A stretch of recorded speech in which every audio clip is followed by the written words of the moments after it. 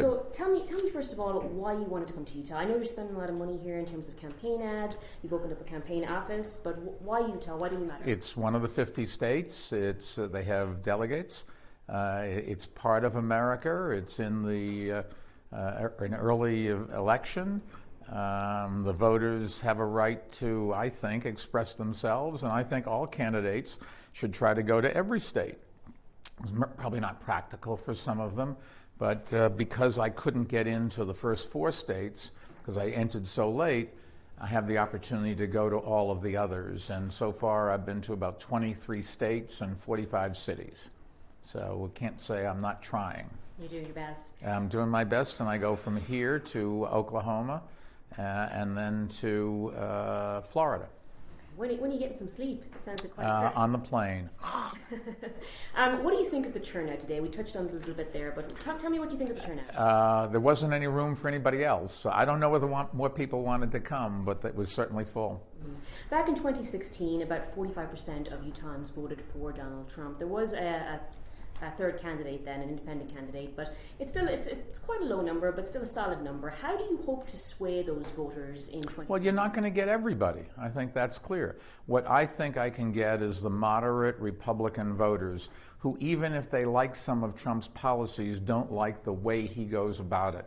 And I was a business person, so they might feel that I'm a fiscal conservative, that I would be responsible, but that I would do it in ways that can make us proud and not destroy our relationships around the world and with each other. Mm-hmm. You mentioned a couple of different things that stood out from today about why you want to run. You want to defeat Donald Trump. And bring this country together. I think those are the 2 catch-all things.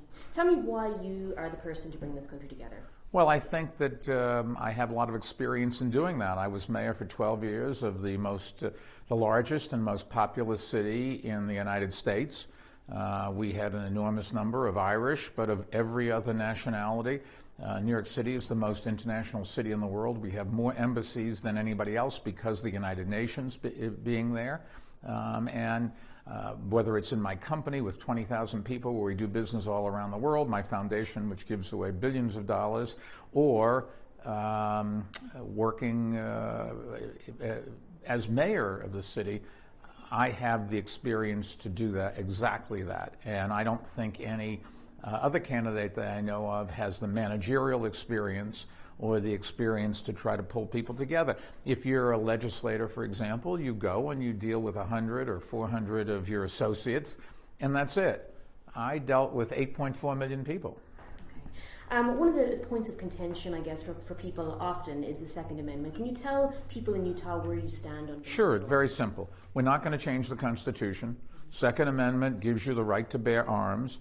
The Supreme Court has ruled that they could do things like banning assault weapons, which I'd be in favor of, although I don't think you could ever take them away from people who already have them. That would be just an enormous problem. But certainly there's no reason to manufacture and sell more of them. And the Supreme Court has ruled that you can have reasonable things like background checks. We already have a federal law. If you want to go and buy a gun in a gun store, you have to pass background checks. It does not apply to internet sales or gun show sales because the internet and gun shows came after that law was written, and they've so far, because the makeup of Congress has changed, don't seem to want to change it. But everybody, even most NRA members, 85, 90% of them agree we should not sell guns to minors. We should not sell guns to people with psychiatric problems. We should not sell guns to people that have a criminal record. That's all we're trying to do. Nobody suggests we're going to take away your guns. The Second Amendment gives you the right, and I don't think anybody wants to open the Constitution up. They're not going to do that. Here's my last question for you. You're not part of the debates right now. There's a couple of different reasons for that. There's only one reason. They don't want me there. I do not take money from anybody. You have to take money from 200,000 people in order to get in the debates. And people say, well, why not take $1 from each of the 200,000? Because it sends a message. 3 elections in New York. I funded it all myself. I can afford it. And I think it just sends a message to everybody. This guy is uncorruptible. You can't buy him. And we have too much money in the system.